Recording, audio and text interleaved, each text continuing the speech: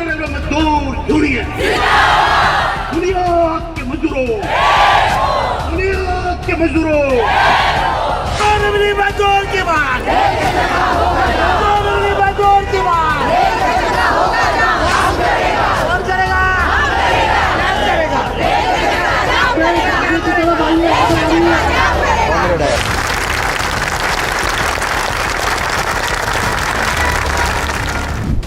आपल्या विविध मागण्यासाठी नॅशनल रेल्वे मजदूर युनियनच्या वतीने आज मुंबईतील छत्रपती शिवाजी महाराज रेल्वे स्टेशन परिसरामध्ये आंदोलन करण्यात आले। आंदोलनकर्ते नेते वेणू नायर यांच्याशी आम्ही साधलेला हा संवाद।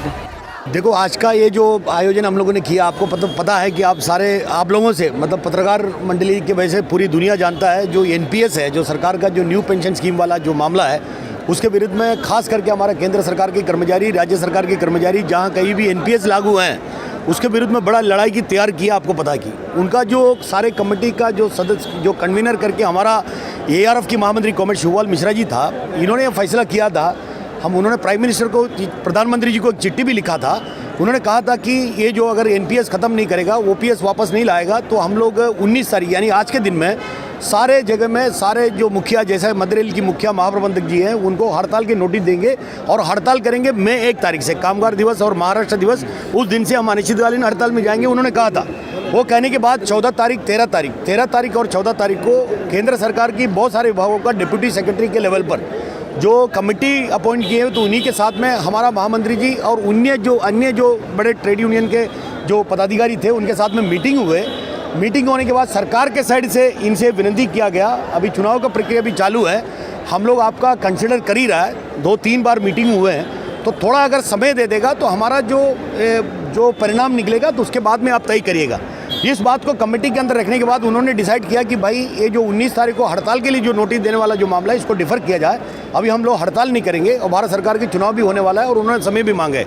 लेकिन अभी सवाल ये है कि हमने इधर क्यों किए? हमने इधर इसलिए किए हैं, आपको पता कि पार्लियामेंट के अंदर एमआर या एमओएसआर जो भी रेल की जो मंत्री हैं, किसी न किसी के सवाल में हमेशा कहता कि इतनी वैकेंसी है। पूरी भारत रेल के अंदर 2 लाख ऊपर वैकेंसी है।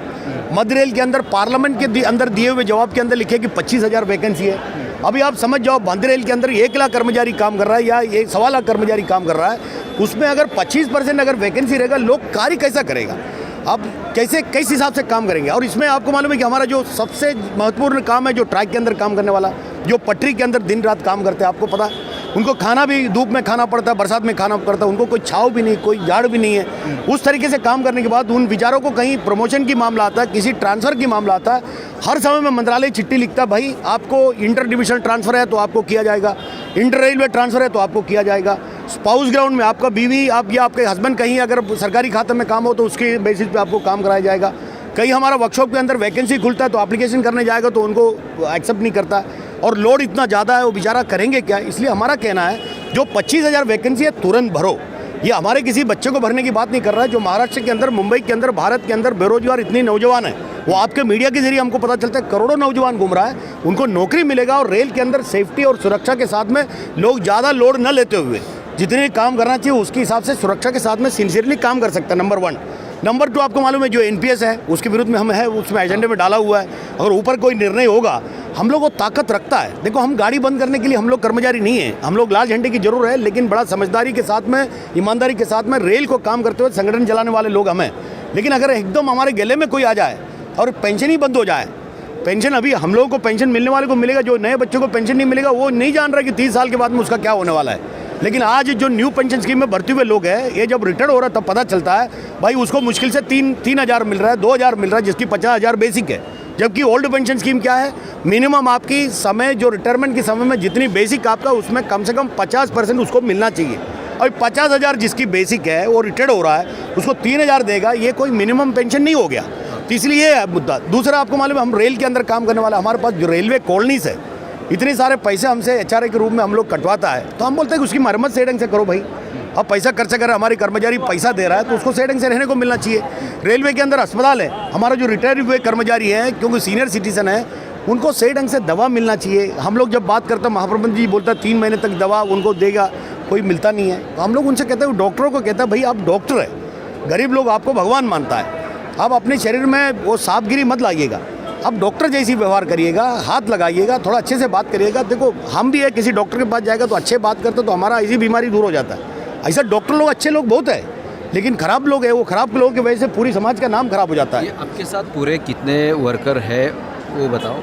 देखो भाई साहब, हमारे जो मैं केवल मदरेल की बात करता हूँ, कोंगडल की बात करता हूँ, मेरे साथ में 60,000 लोग हैं, 60,000 कर्मचारी मेरे साथ में लालम लाल करके। 60,000 मतलब हमारा दिल से जुड़े हुए लोग हैं। अगर हम उनसे आदेश करेंगे तो उनका बीवी को भी लाएंगे, बच्चे को भी लाएंगे, दादा को भी लाएंगे, दादी को भी लाएंगे। एक घर से 10 पकड़ लो, 60 गुना 10 पकड़ लो, आप जहाँ चाहिए वहाँ ले जाने को हम तैयार हैं। न्यू पेंशन यदि लागू नहीं होती है तो आपकी अगली वाली क्या भूमिका न्यू रहेगी? पेंशन लागू नहीं हुआ तो इसकी फैसला करने वाला मैं नहीं है, क्योंकि मैं मदरेल का हूँ। मैं किसी के आदेश का पालन कर सकता हूँ। ये न्यू पेंशन केवल मदरेल के लिए नहीं है, ये हमारा 1 लाख कर्मचारियों के लिए नहीं है, ये करीब 52 लाख कर्मचारियों के लिए। भारतीय रेल के अंदर भी 12 लाख कर्मचारी है, बहुत सारे केंद्र सरकार के कर्मचारी है, राज्य सरकार के कर्मचारी हैं। अगर हमारी कमेटी का जो मुखिया है, उन लोगों ने कमेटी के अंदर फैसला किए हैं, ये सरकार मानने को तैयार नहीं, हमको कुछ कार्रवाई करना पड़ेगा। सबसे पहले कहीं कार्रवाई होगा तो हमारा होगा, सेंट्रल रेल्वे का होगा, ये गॅरंटी आहे। आमच्या ऐकून कॉम्रेड वेणुपिने हे आहेत आणि त्यांच्या माध्यमातून प्रत्येक रेल्वे एम्प्लॉईचं काही प्रॉब्लेम असलं तर ते 100% होऊनच जात आहे, सॉल्व होत आहे। परंतु ही आजची जी मोर्चा आहे ते न्यू पेन्शन स्कीमसाठी आहे, ते कॅन्सल करावं आणि ओल्ड पेन्शनसाठी हे व्हावं, त्याच्यासाठी आजचा हा आहे। आणि एवढ्या मोठ्या प्रमाणात रेल्वेचे प्रत्येक रेल्वे ह्याच्यातील प्रत्येक बॉटम टू टॉप गार्ड म्हणा, लोको पायलट म्हणा, मेडिकल म्हणा आणि सगळ्या डिपार्टमेंटचे लोक ह्या आणि ते सरांनी आमच्या कॉम्रेडने एक आवाज दिला तर सगळे धावत पळत येणार, एवढं ते आमच्या आयकॉनिक आणि आमचे आदर्श आहेत। यासारख्या अन्य बातम्या बघण्यासाठी तुम्ही आमच्या चॅनलला लाईक करा, शेअर करा, सबस्क्राईब करा। धन्यवाद।